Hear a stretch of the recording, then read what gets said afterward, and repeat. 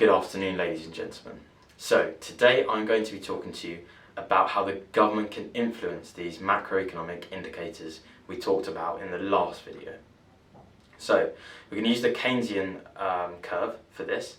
So the Keynesian curve looks like this. We have on the y-axis inflation, or P, and on the x-axis we have output, or GDP. So start with the AS curve. The AS curve is fixed in this example. This is looking at the short run.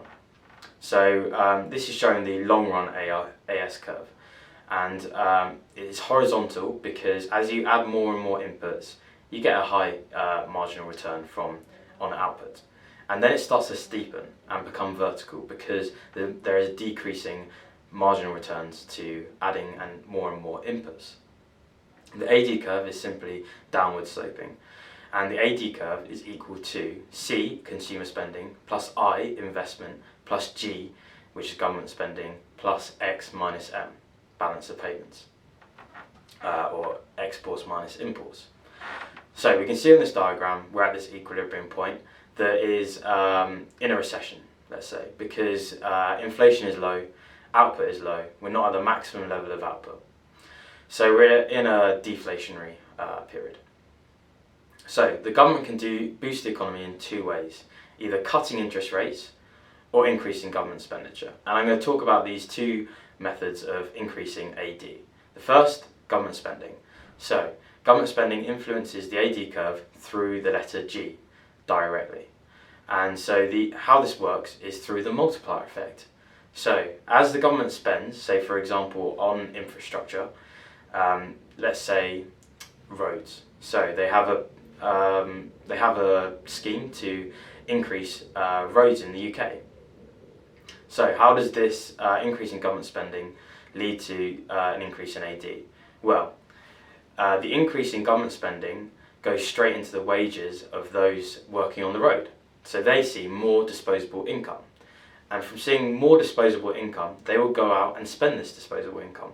And this has an effect in the local economy.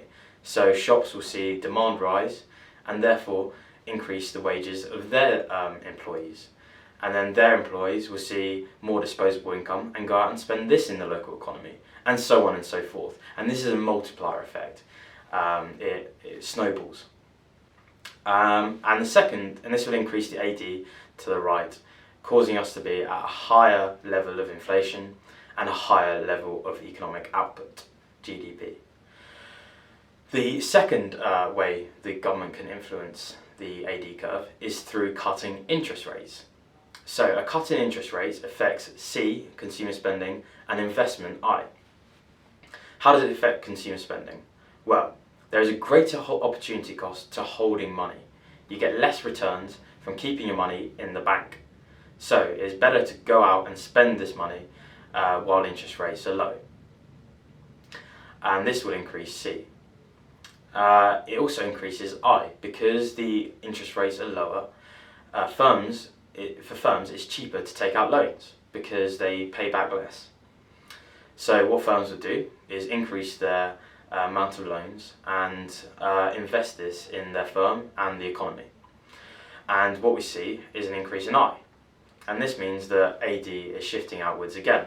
And we move from this deflationary gap to a higher level of inflation and a higher level of output.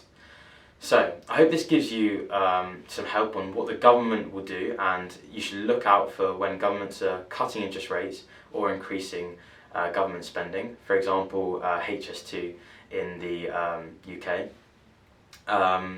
So yeah, it's key to look out for these things because this will increase the GDP and inflation, and this will have an effect on your investments directly. Thank you for listening.